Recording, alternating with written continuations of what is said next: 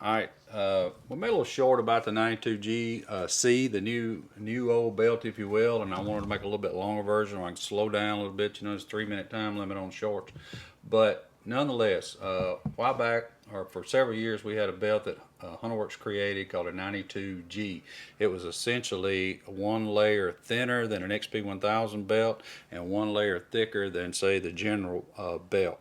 And we ended up, it was initially made, we made it for the Polaris General, the regular General, but after we got it out, we started using it in Razor 900s, XP, and the newer ones, Ranger 900, 17, Ranger 1000. So there was a lot of applications that we used the 92G on, and it was very successful. And I mean, it was quiet, it worked well, but when we moved to our new manufacturers and went with the XP1000 belt that's thinner with a higher grade material. I don't say higher grade, but a high performance material that's really strong.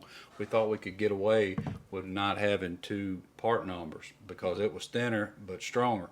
And that belt in itself is great for the application. And so in hindsight, what we find out is that belt is great for the application in a Razor XP 1000, General XP 1000, anything that you got higher horsepower, moving faster, a lot of heat creating, tuning, whatever, that high performance compound works great in. But if you're a slower moving guy, Ranger 900, or anything that's not high horsepower, we get some complaints about some jerky starts and little slipping here, whatever it may be. And so he's like, man, we probably shouldn't have done that.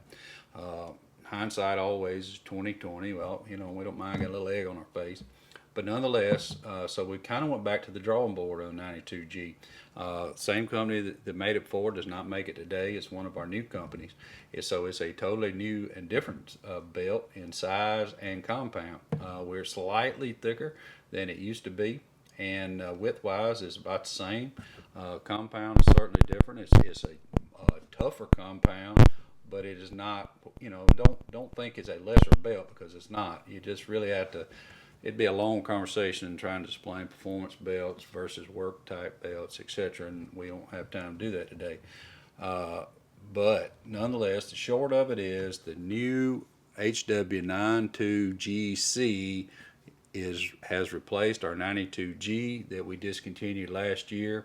It's bigger and better than ever, but I think you're really going to like it. It's nothing you have to do special. You're not getting two choices on the vehicles that use it. We'll make sure that we put the part number on the description so that you'll know you're getting one of the new 92GC belts for your vehicle. Just to run through them one more time: regular Generals, 2011 all the way to present 900 Razors, whether that's an old XP 900 or the present, and then I believe XP 900, and then shit, I forgot. I got all screwed up.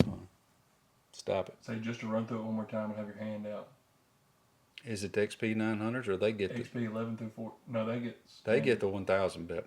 Okay, just to run through this one more time on the applications. This is going to be Generals, regular Generals, not General XPs. It is going to be 2015 through present day Razor 900s. There's a 1 year wonder and a half, really, a 2017 Ranger XP 1000, 18 Crew. We also use it on our single overhead cam Ranger 1000 secondary kit. And I'm trying to think what else we might use this on, but I believe that is all the vehicles that's covered in this particular belt, and you're really going to enjoy it. Got any tech questions? Todd at hunterworks.com. Thanks.